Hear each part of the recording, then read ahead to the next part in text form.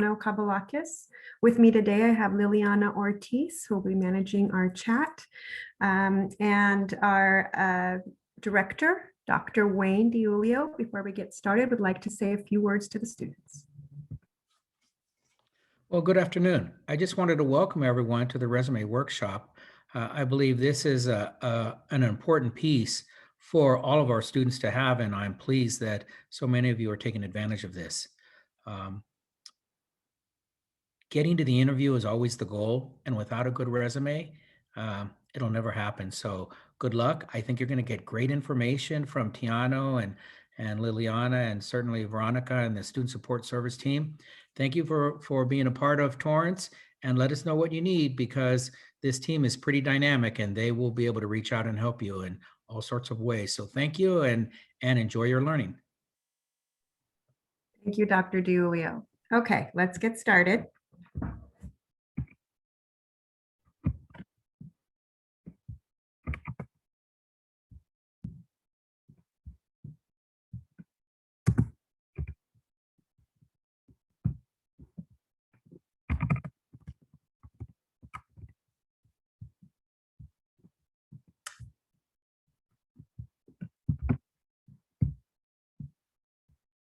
Okay, the purpose of a resume. You have 6 seconds to make an impression, make it count. Your resume is your first impression. Like Dr. DiUlio said, this is the screening tool that will get you the interview. And how we like to structure that is to make it a very objective professional snapshot, something that's going to grab the HR or the recruiter's attention and get you into the next step, which is the interview. And the resume is used more to screen than to hire. Like we said, we have a snapshot of your background, a little bit about who you are, and that will help you get past that line that you need to get that interview. So before you do your resume, you need to evaluate your job search needs. So we actually need to work backwards on this. Instead of sitting down and trying to think, how am I going to write this resume? What am I going to put on it? You start with researching the in-demand fields and the fields that you're interested in. And the best way to do that is to go online to different websites and search engines and actually search for job leads that you think you might want to work, or companies you might want to work for, or leads you might want to be interested in. And you will use that information to assess what skills you have to match the job.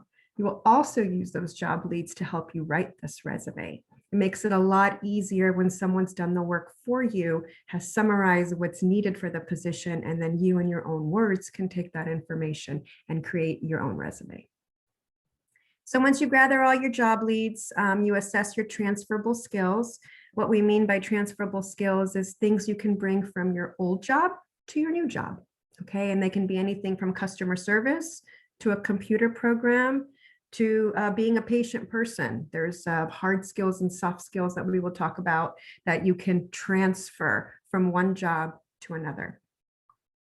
After that, you will not only determine your interests and goals, but really set a plan to follow those goals.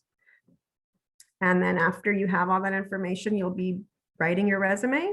And during that process, when you start job searching, it is advised to document your job search. One of the best ways to do that is to get a new Gmail account, a professional one that includes your name, and use that only for your job search. That way, every time you apply to a lead, every time someone responds back, it's all very well documented in your email, and you don't have to sift through your personal emails and things like that to see who's responded and who you need to respond to, okay? And even a simple job log on a piece of paper will work as well. So we're going into the resume tips. I say that there's a lot of C's in resume writing, and I'm going to go over several of these with you today. What we've tried to do in this presentation is to bring up things that are more current. The resume writing industry has changed very much than it's been in the last 10 to 15 years. Things are shorter, things are quicker. HR recruiters have a lot less time to look at your resume. So again, making that first impression, getting you past that line is really, really important. And if you do workshops and things online to get your resume going, you'll see that resume writers will always say there's a few things that really make a resume stand out. So number one, we have concise. 1 to 2 pages maximum, 1 page preferred. And I know for professionals who have, 20, 30 years of experience, sometimes it's very difficult, but you'll find that your titles and some of your accomplishments will really are enough to get that resume through to the next level. Again, remember, the resume is to get that interview. Next is that the resume has to be accomplishment driven. That's how you get rid of all the fluff, all the, 10 bullets under one job title. You start to list your accomplishments more than you list your duties. And that is the way that you stand out from someone who has done the same job as you. Next, it's tailored to match the job description. Again, this is where those leads that you've pulled before you started writing your resume come in. Those leads give you that evidence, that support that you need to write your resume. And if you are even 50 to 60% of a match on those skills, you should go for it. Lastly is the length of the resume. How far do I go back? Generally, we like to keep it 10 to 15 years. Now, there are exceptions, and all the information I'm giving you today are suggestions, and everybody kind of uses their discretion on when they're writing their resume. But 10 to 15 years max. We don't want to put 20, 30 years. Sometimes what you've done in the past is a little outdated. However, we do have people that have some very big employment gaps, and sometimes we do have to go back before the 10 to 15 years. And that's why it's very important at that point to seek help from one of the student support services staff to help you write your resume so that you are, it's a comprehensive resume that includes everything, but you're not going back as far as, we keep it what we feel would be acceptable to recruiters. Next is clear. So clarity is very important. Your first impression is also the way you look sometimes to an employer when you go into an interview, right? You dress well, you try to be polished and poised, and that's how your resume should be as well. It has to be very easy to read. It has to flow naturally, and it has to flow on paper so things aren't, there's not a lot of boxes or anything like that, or mismatched bullets or fonts that are all different sizes. Everything needs to be very consistent.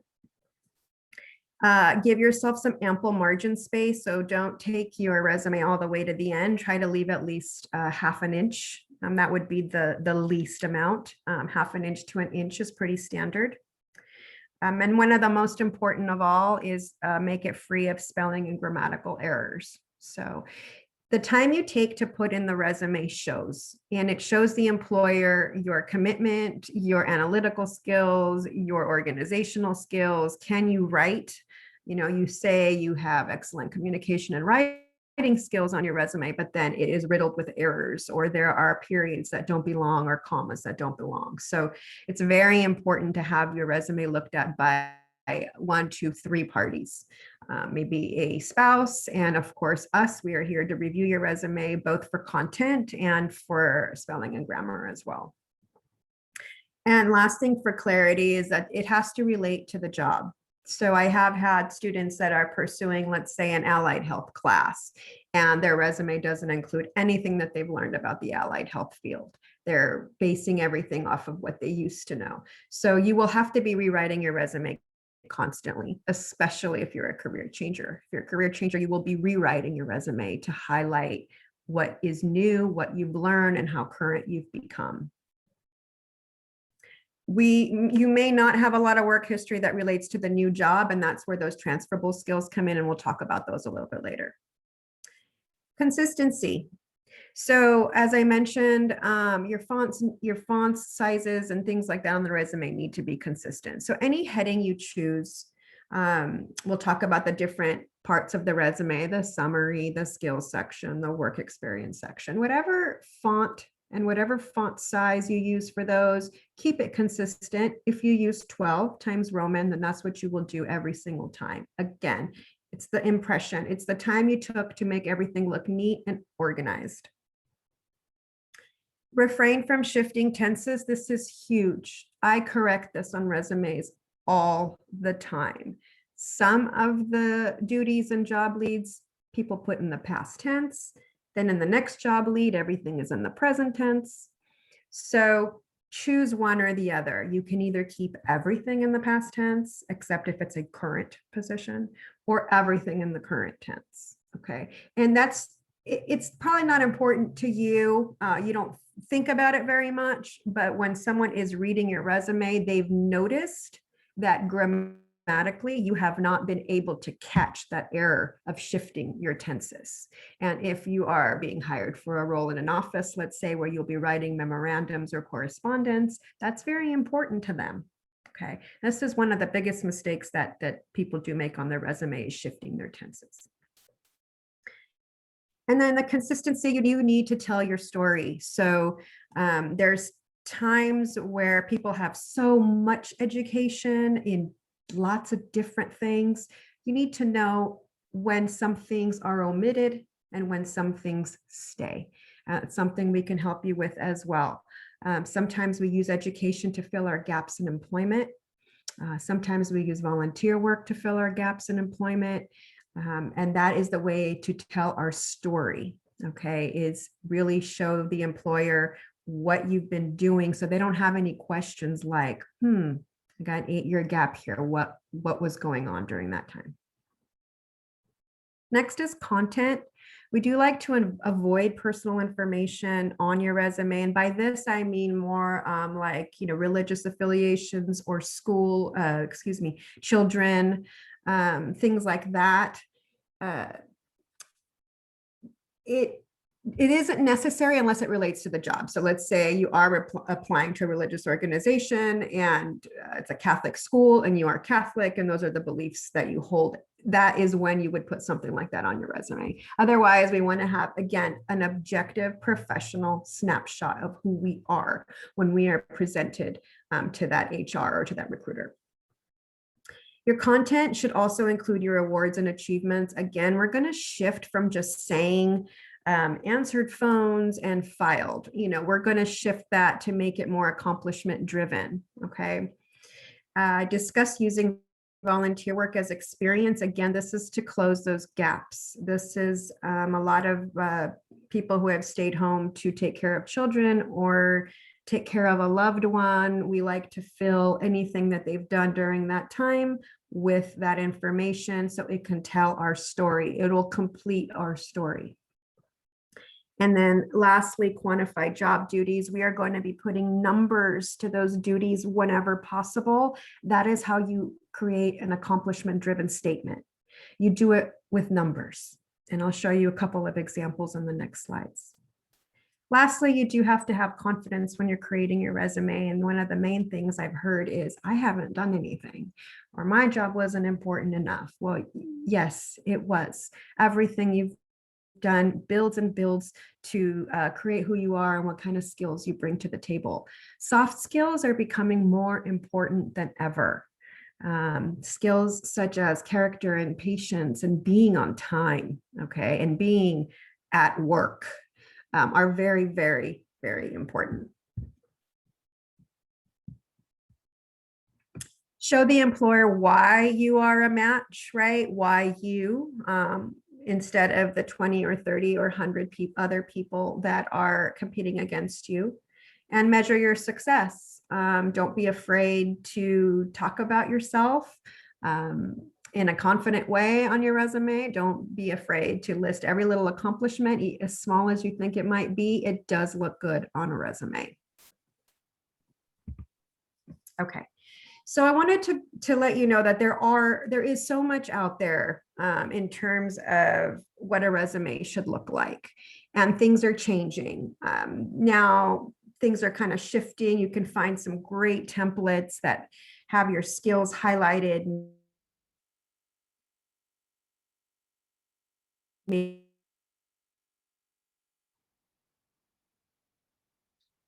be on the right where they used to just kind of be in the middle. What I'm going to go needs to be on your resume, and then the way it'll look will be completely up to you and what you choose. Years ago, even 2 to 3 years ago, you would have to pay for a lot of these templates. Now you can find them for free or very, very low cost. I never recommend a student to spend money on a resume writing service or to buy templates or to have someone write the resume for you. You have the support towards adult school. It's really would be a shame not to take advantage of it. So you'll always have a heading on the top of your resume somewhere, and it will have your name, your address, your phone number, that professional email that we talked about. Make sure your phone number has a professional voicemail as well. Sometimes we don't set it up on our cell phone, we forget. And we want to make sure that it says your name on it. That way, if an employer is leaving a message, they know that they've reached the right number. And if anyone has a LinkedIn, it's great to put it on there. A lot of searches are done through LinkedIn, specifically if you have specific skills, like let's just say QuickBooks. If that's on your resume, that's on your LinkedIn, then the employer will be looking for QuickBooks, and then you'll pop up that way. So your heading's on the top somewhere, bigger than other things. So anywhere from a 12, 20 point font, you can play around with that. And then the contact info on the bottom can be anywhere from a 9 to a 12 point font. I probably would never go less than a 9 point font on a resume. It becomes very difficult to read. And anything more than a 12 is just too big. Okay. Then we've got your titles, the summary, work experience, education, all those, we call those the titles. Those will be bold or italicized or underlined, however you decide to do them, or however your template is set up. Those are usually 10 to 14 point font. And then the bullet points that follow underneath are smaller, because you want your headings to stand out. Your headings chop up the resume so that the employer knows exactly where to look to find the information that they're looking for. Bullet points are anywhere between 9 to 12 point font. And use easy to read fonts, please. No scripts, Arial, Cambria, Tahoma, Times, all good, clean, again, clarity, clean fonts. Stay away from Comic Sans if possible. The rounder sans serif, type of fonts are more common and more modern these days. Make sure your resume will create impact. Again, we talked about having ample margin space, that each heading has a little bit of space in between. And draft your resume in a Word or a Google Docs, and then explore templates. So this is always my recommendation, because a lot of times you will be copying and pasting your resume on a employer's website. It is very difficult to copy paste a template. All of your wording will shift, especially if it's compartmentalized, like some of the newer templates are. So I tell students to create a draft in Google Docs or Word, have that ready, and then when they find the pretty template that they're satisfied with, you can always copy paste from that draft onto there. And it's less work, actually, because some templates, if you don't know Word or Google very well, they're preset. So if you need to move a tab, you may not know how to do that. But at least if you're in a time crunch, you have that draft ready to go. Always have a PDF version available. Some employers do ask for your resume in a specific format. Please make sure you read the directions. Does it ask for Word? Does it ask for PDF? Does it ask for a cover letter? You have to follow the instructions. If you don't follow the instructions on the job lead, then that's kind of a ding that you're unable to follow instructions.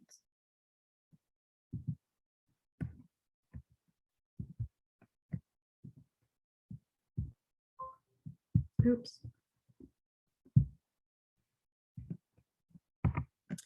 Okay, so what happens after your heading is done? The first part of your resume should be one of two things, either the objective or the summary. So I'm going to go over both of them and then you will decide what's better for you. The objective is a clear goal of what you want to do. So you use this when the job goal is specific or for job seekers who are entry level. It is usually 1 to 2 sentences and it's very direct. To obtain a position as RN in the pediatric ICU at Stanton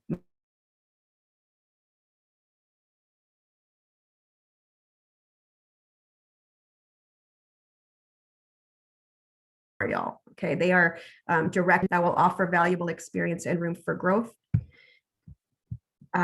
You'll use that. A lot of high school students, college students will use that for any kind of part-time work.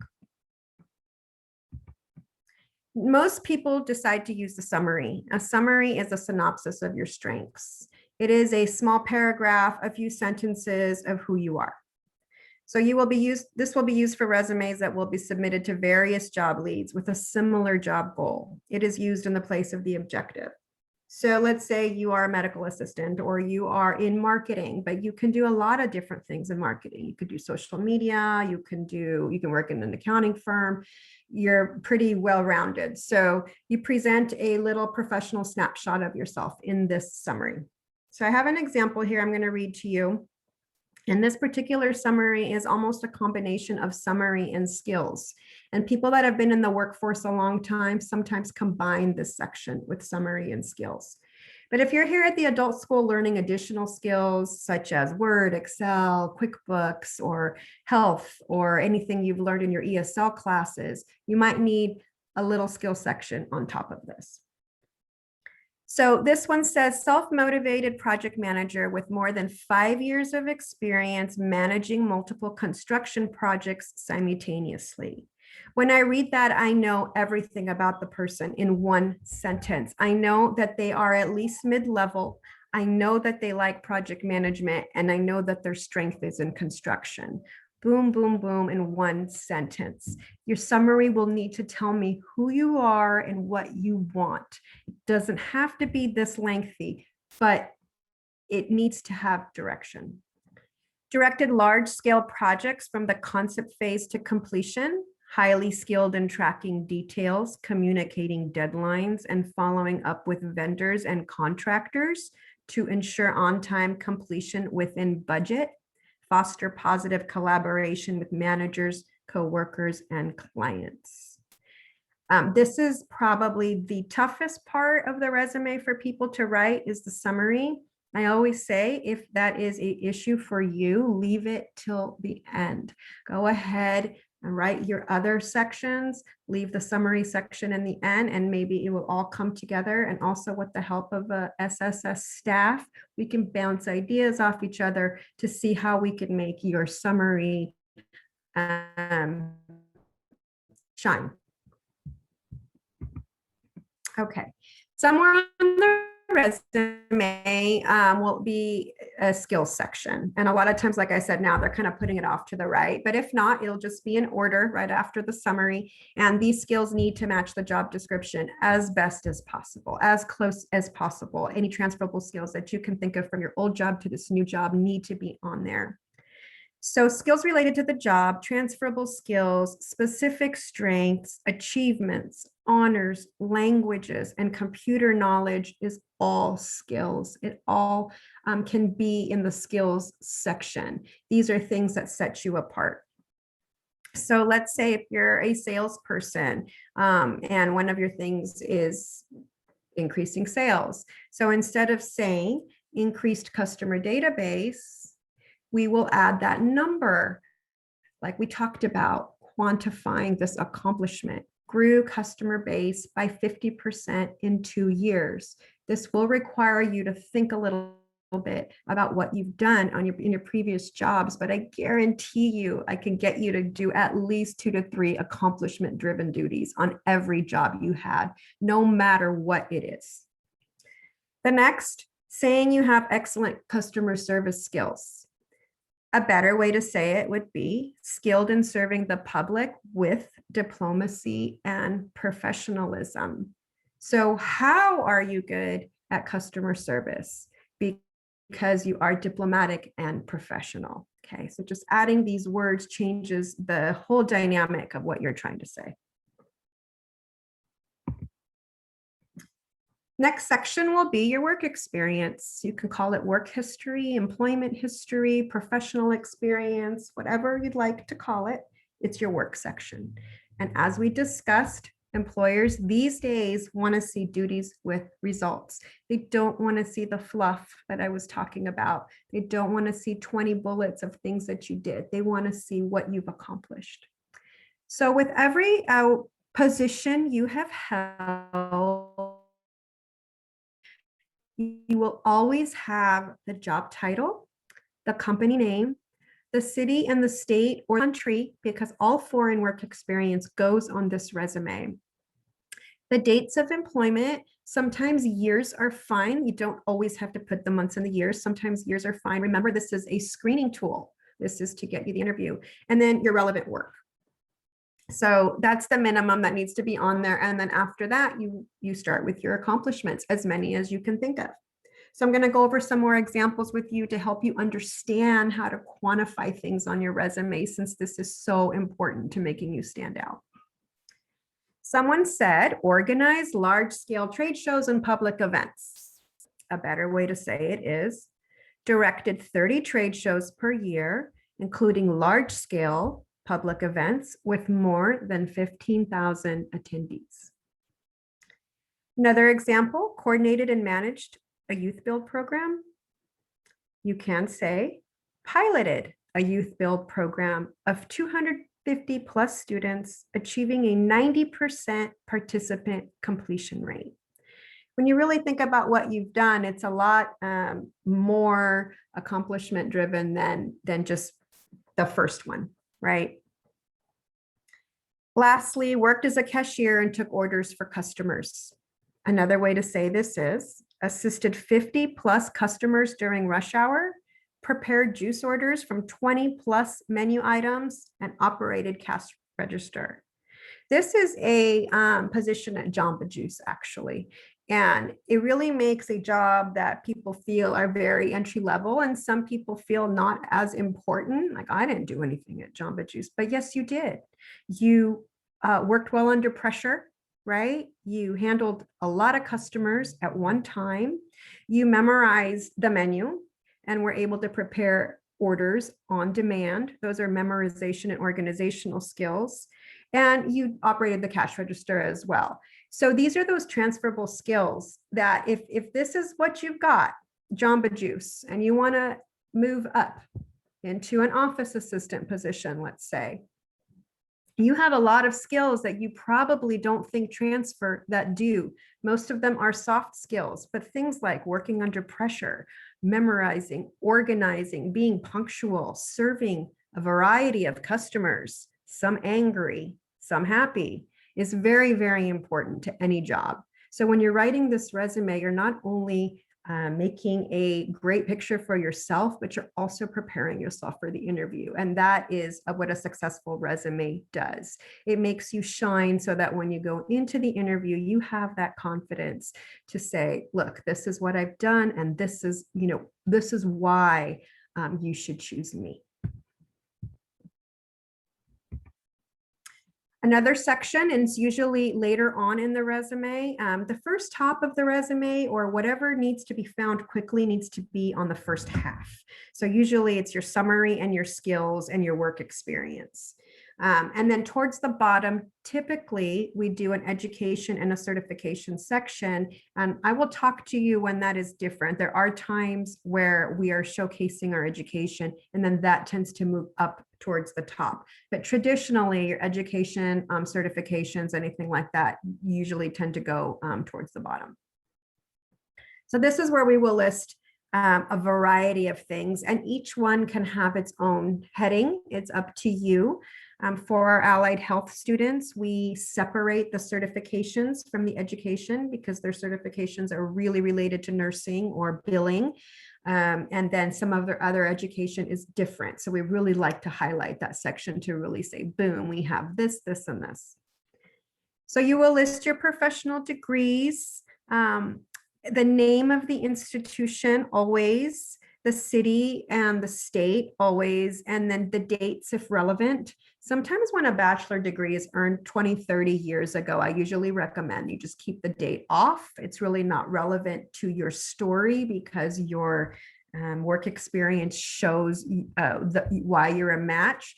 But there's times where, let's say you took 5 years off to get your MBA, and you need to put that date on that MBA to show why you were off for 5 years. Then the employer goes, oh, okay, I see. They took some time off. They went and they got their degree. Now they're back looking for work. Again, we don't want HR to have any of those questions unanswered. 6 seconds, and they do it quick. They're very, very well versed. There's an example of how you can list it. In the education section, sometimes people like to put their training in there as well. That will be totally up to you. There's a lot of professional developments that some students have, and they like to highlight that as well. Military is also very important. Some employers do have openings for veterans specifically, so we definitely don't want you to miss out if you are.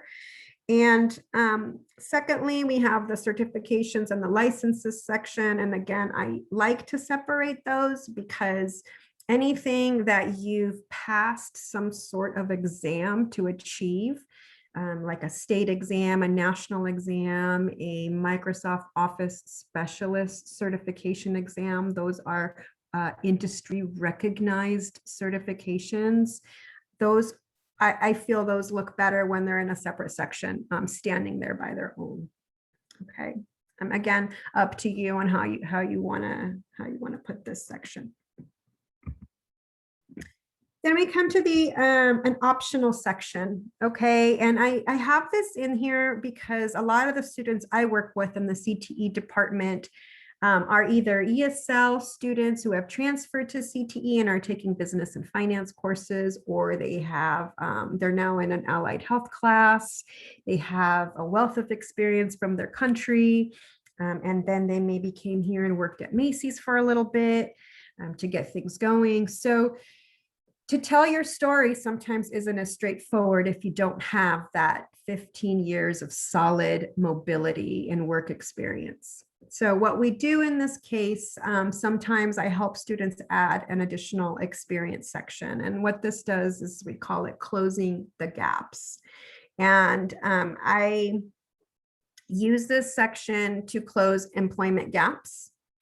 This includes any caretaking that you've done, any volunteering that you've done, or any stopgap jobs that you've done. A stopgap job is a job that you've taken temporarily to either make some money or while you were transitioning, or maybe while you were in school. Again, that would be like a part-time job, part-time retail job that you took for Christmas, things like that. That can go in the additional experience section. Why do we create this section separately sometimes? Sometimes we have a professional career and then we have a job that just doesn't fit and it doesn't flow well in the work experience section. But we don't want to not leave it on there either and not tell our story. So we kind of move it towards the bottom a little bit, hide it a little bit, but let them know that it's there. Let them know, in my professional experience, I've also done this and this has closed my gap. Okay. For some people that have a pretty stable work history, but they also have a very impressive volunteer or community service work history, they can have their own section of volunteer work. There's not a lot of room on a one-page resume to add a lot of stuff. So if your volunteer work is related to the job, then you can put it on there. If it's not, then you really need to make that decision of, is this sentence here, is this thing that I'm involved in going to help me get my job, or is it not going to make a difference? And that way you can decide whether you feel it's relevant or not. For career changers and a lot of stay-at-home parents, we do a lot of the volunteer work at school, and it may be minimal, and that's okay. We are still able to close that gap a little bit because ESL students particularly, being able to work at a school and being able to put that on your resume, volunteering at your child's school, it just reaffirms the recruiter or the HR person that you have been active in the community and that you're continuing to practice your English skills, right? You're still communicating with parents, principals, staff. You're able to go in and run an art project or whatever, assemblies or whatever it is that you're doing. Nothing, like I said, goes without some sort of learning. So when you're putting that on your resume, you're not only closing the gaps, but you're showing people that you are an active member of the community. So, and some people don't need these sections at all. They have a very stable work history. They just need some help quantifying their job duties, and that's it. So our students have a lot of different pathways. They come from a lot of different worlds and industries, and there's no one cookie cutter way to do the resume. These are just some tips for you to follow that are industry expected by the industry. And I think with our help, you'll be able to leave here with a pretty fantastic resume that showcases who you are and what you can do, especially with the education you've received here at the adult school. I wanted to go over 2 resume styles. The resume format that I presented you today with the order that everything was in is called a chronological resume. It just means in chronology, in order. It's very easy to read. And it prioritizes your work experience and your achievements. It's very straightforward, and it's the most used. The other type of resume is a functional resume, and this is really good for career changers or people with gaps in employment. And what I mentioned before, we kind of shift where we put things.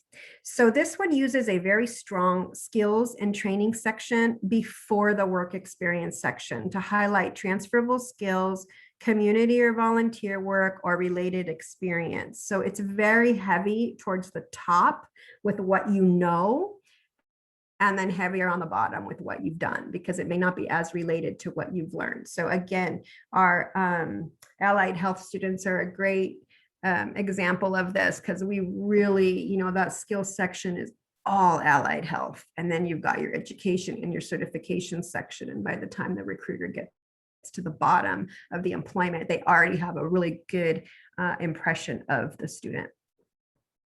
This format also draws a little less attention to employment dates and gaps, again, because it focuses less on the work experience and more on the skills. And your work history is simplified. So you don't have to write 3-4 bullets about what you did. You can list where you've worked, and sometimes people just leave it at that. So if you don't know which resume is right for you, we can also help you decide that as well, depending on your situation and what kind of education you're getting. So that's it for the resume portion of the resume portion of this workshop. If you have any general questions about writing resumes, please put them in the chat, and Liliana can read those questions to me, or she can answer them. I know there's a lot of you that are very specific, like I did this, I did that. Should I put this on there? Should I not? I don't know if we have a lot of time to answer specific questions today, but we are available to meet one-on-one with you to go over those questions with you to help you draft your resume. So like I mentioned, this is part 2 of our career preparation series. We started with the Getting Back to Work workshop last week, which was a really great workshop on organizing getting your job search organized and what to expect in this climate. So while you were doing that, you probably pulled some job leads, which leads you to today, which leads you to help you writing your resume. Like I said, let the job leads help you write the resume. Go to the bottom of the lead, and where it says minimum qualifications, make sure you check those boxes of minimum qualifications. Then you move up to the desired qualifications, and you do your best to see what skills you have that match the desired qualifications. Many times your resume will be going through a scanner of sorts for bigger companies, and they're going to be picking out keywords from their job lead, and whoever's a match gets moved forward. There are some positions, there are hundreds and hundreds of applicants, so they do it that way first. Okay, that's not to say that's how all employers do it. That is not the case, but that is the case for some. That's why your resume needs to match the job lead. Job fair. So after today, next Thursday, we're having the interview preparation workshop. So once this resume works for you and you get that interview, that's where we'll talk about interview skills and interview preparation.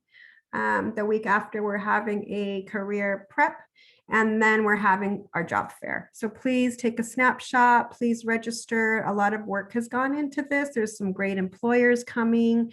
They're the different industries, our office, accounting, home care, retail, restaurants, security, transportation, warehouse, and more. This is open to all adults. We would really love to see you there. Hi, Tiano. This is Veronica. Hi, Veronica. We have some questions in the chat, so let me just get to the first question. Okay. Okay, let's see. Should you indicate if you worked as a contractor and list the agency and job site? Yes, absolutely. And a lot of times you put the word contract or temp to hire on there to tell your story, to say, yes, I only worked here for 3 months because it was intended that way. I was a temp. Okay. Another question is, could you tell us again the recommended up-to-date font for the resume other than Arial, Cambria, Tahama, and Times? Is there another recommended? I said that any sans serif font, and that sans serif font is a font that doesn't have like a little tail at the end of it. It's very round. So like Century Gothic, a lot of people are using. And when you pull up templates, you'll see that yourself. And a lot of it is very industry specific. You know, it's weird, like in marketing or advertising, or maybe in the more creative field, fonts are cleaner, and in like medical or business you kind of get more of those professional fonts. You get those Times Romans fonts. So as long as it's clear, you should be fine. Okay. Okay, so next question, where will we find the recording of this video? And this is for, I guess, from Olivia or from Jackie. Yes. Yes, to review. So, all our videos will be online through YouTube.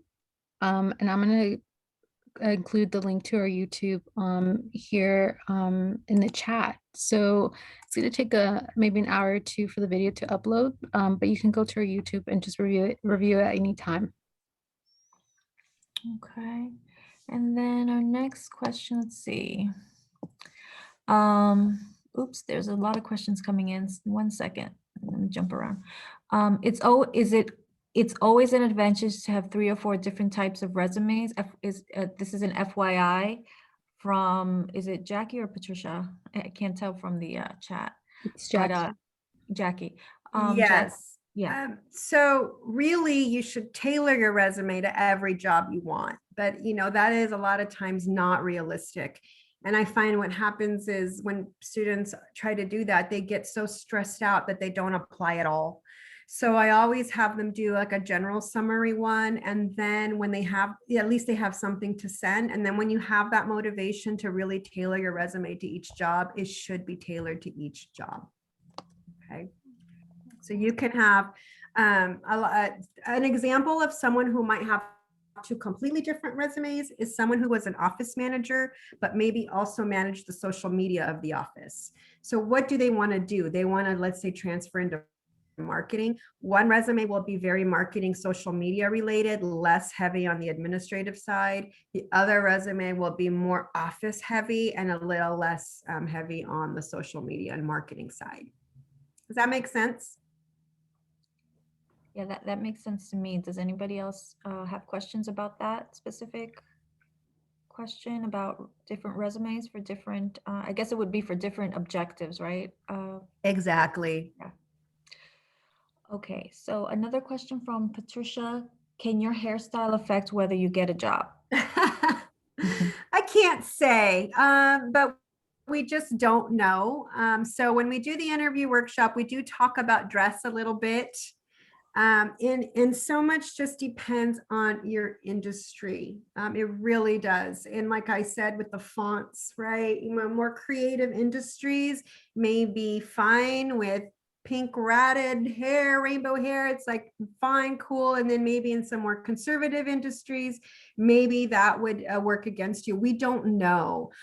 We just kind of go with how we feel, and professionally we always want to present ourselves in a very objective way too. That's why in the interview workshop we talk about not having anything distracting during your interview if possible, like the way that you're dressed. Nothing's really loud or obnoxious in your prints or your colors. Your hair could be pulled back if you think that you're going to be playing with it or something like that during the interview. So I'm hoping your hairstyle will not affect if you get the job or not, but for some positions, appearance is an issue. So I can't answer that 100%, but I'm hoping the answer is no. Okay, the next question is from Jackie. Is it advantageous to copy and paste job descriptions onto your resume for a job opportunity you're applying for? So I wouldn't copy paste it verbatim. Because it could be if it's their job lead, then they're going to feel like you didn't put the effort into really matching it. You're just copying what they wrote and putting it on the resume. So what you really want to do is dig and see where you best match their desired qualifications, and then try your best to put them in your own words. Sometimes people can copy and paste, but it's a job lead like from another state. Like I've had students pull job leads from Washington or Texas, and then they don't have to massage the information as much. But if it's anything local, I would really stay away from copying anything verbatim. Try to put it in your own words. But if it says something like excellent communication skills, I mean, really, you can't rewrite that. So things like that are okay. Tiana, I have a question from a student. So what should I write on my resume if I have a gap because of medical reasons? We'll start off there. There's another part to the question. Yeah, we would sit and talk about if you did anything within that gap, if there was any education, any online things that you did, if you were just ill and you didn't have anything you can put in place of that, we just don't draw any attention to it. We just put the job before and the job after. But again, anything you could have done in that time, we could try to put on there. And this is really a conversation to have with us one-on-one, because sometimes we can dig up things that you might not think are relevant on there. Okay. You definitely don't want to put the reason why you have the gap on your resume. Okay. If we can't fill it, we make the other parts strong so that we can at least get you the interview, and then we can discuss how you can explain that gap if you're asked in the interview. But it should not deter you from applying for work. Mm-hmm. And that would also apply to not working because of COVID. Yeah, so we're going to see a lot of gaps. Now, some people think a 3-month gap is a gap. To me, a gap is years sometimes. It's very different than it was 10, 20 years ago, where people were recruited from job to job. In the 90s, it was not difficult to find work. It is now. Gaps in employment aren't seen as badly as they used to be, and there's reasons. And with COVID and layoffs, I think employers are going to be a lot more sensitive to that. And then one more question. So let's say you're in the process of getting a license and the job requires the license. Would it be okay to write that you're in that process, or do you have to wait until you get your license to put it on your resume? No, you write that it's pending. We do that with our allied health department because they have to go to an internship and they have to have a resume. And while they're interning, they're also preparing for the state exams.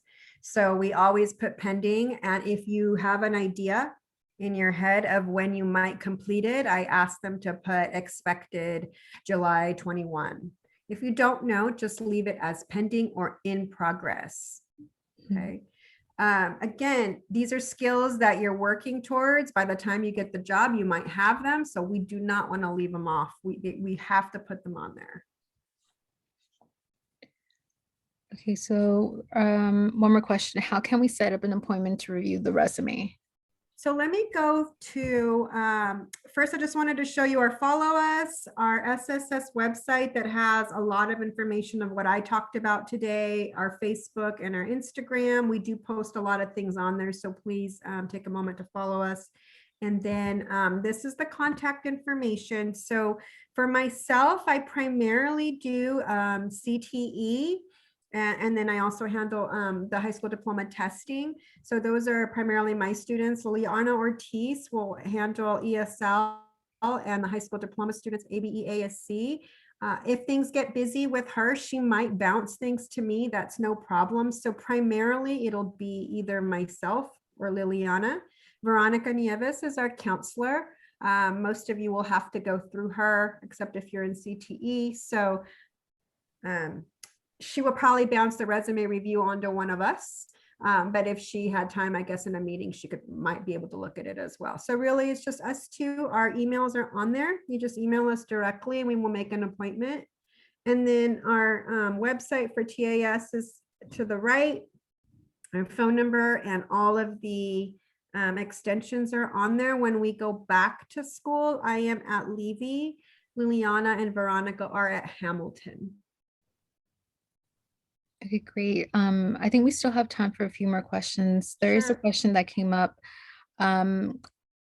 about those people who have big gaps. If they have big gaps, does that mean they have a less of a chance to get a job?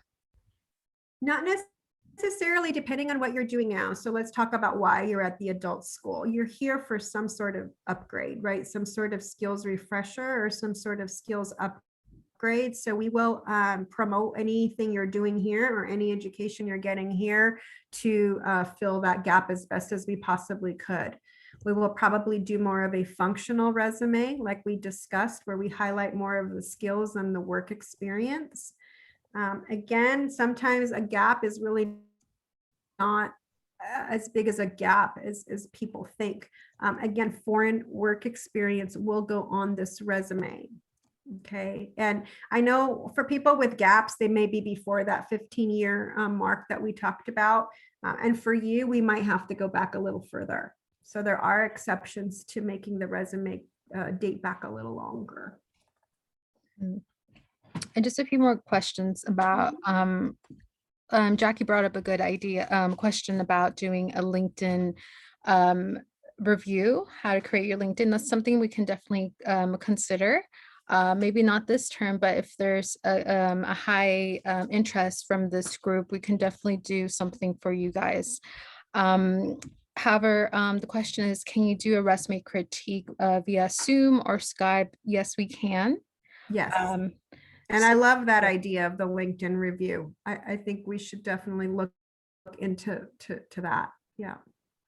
Yes, and I just want to emphasize that, we are here to help you. So if you prefer to meet online through Zoom, Google Meet, or Skype to review your resume one-on-one, we can do that. If you prefer to send it to us through email and have us maybe review it on Microsoft Word or through a Google Doc, we can do that as well. We're open to helping you any way possible. All right, so we have 5 more minutes. Any more questions you guys have?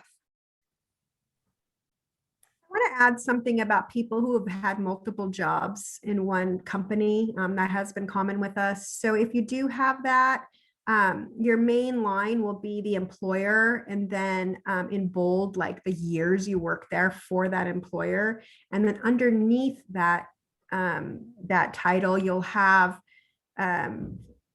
most recent to latest, each job that you've done underneath. And then in parentheses, the years that you've worked there. And that will show that mobility without you having to create 3 different entries.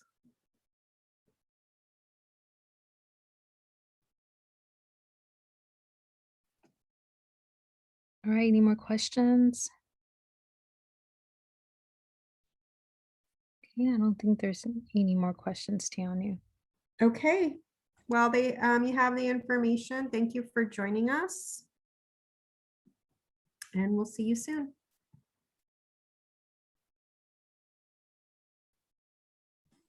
Thank you. Thank you.